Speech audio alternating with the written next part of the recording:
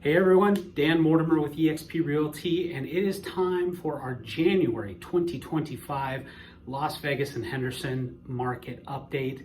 It's crazy to think that we're already well into February of 2025. It seems like just yesterday we were ringing in the new year. But let's dive into the data. Now, a couple things to keep in mind as I go through this. You're going to hear some stats, and then we're going to go over not just the impact compared to the previous month of December 2024, but we're also going to jump into what those numbers look like in January of 2024. So you're going to hear year over year changes as well as month over month changes in addition to the actual data points themselves. So wanted to provide a little bit of context before we dive into everything. But again, this is the data for the month of January 2025. This is for the Las Vegas and Henderson real estate market. Want to keep you guys informed and updated on what's going on. So let's dive in. First, the median sale price for single family homes, it actually reached an all-time high here in Las Vegas of $485,000 for a single family home. That's a 9% increase from last January and a 2.1% increase from December 2024. So big growth year over year on the single family home side. And then the median sale price for a condo or townhome was $293,000.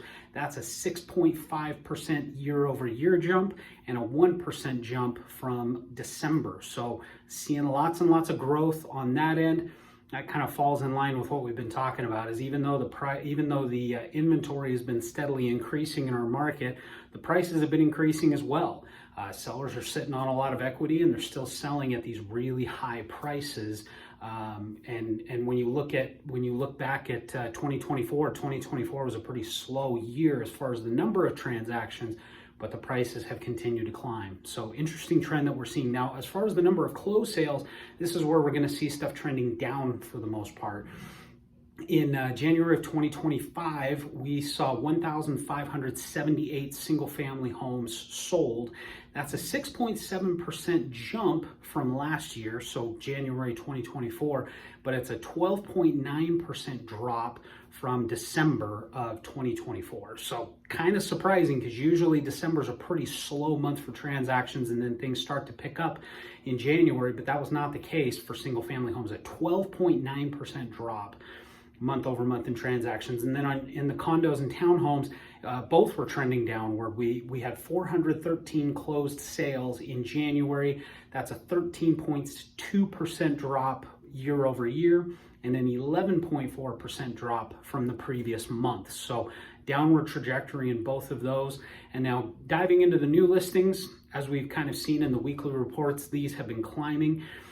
Looking at new listings for single-family homes, there were 3,130 new single-family homes that went on the market in January. That's a 28.7% increase from last January of 2024, and a 78.4% increase from December. Now that's kind of to be expected both in the single-family and the condos, townhomes. You're not going to see as much inventory popping up during the holidays. People have got things going on, there's travel, they're having family in town, different things going on, and just the timing's not great. So that's why we typically see a big jump, but 78.4% is quite a bit of a jump compared to December of 2024. Now getting into the condos and townhomes, there were 955 condos and townhomes listed in January. That's a 22.3% increase year over year and a 57.1% increase compared to December of 2024. So I'll be curious to see what these numbers look like in February after having back-to-back months of kind of normal, I guess you could say. I put the air quotes because these tend to be more normalized months as opposed to December, where the data is kind of wacky because there's just not as much activity going on because of the holidays, because of the weather, because of just all kinds of stuff that's going on. But as far as the sales go, there were 585 properties that were sold with cash, another 887 that were sold with conventional financing, 355 that were sold with FHA financing, and another 155 that were sold with a VA loan. So basically what we're seeing is the trend continues where the prices have been steadily going up. We are seeing a lot more inventory hit the market. And like I said, I'd be curious to see what the numbers look like next month for February, because we're definitely seeing the inventory pick up quite a bit.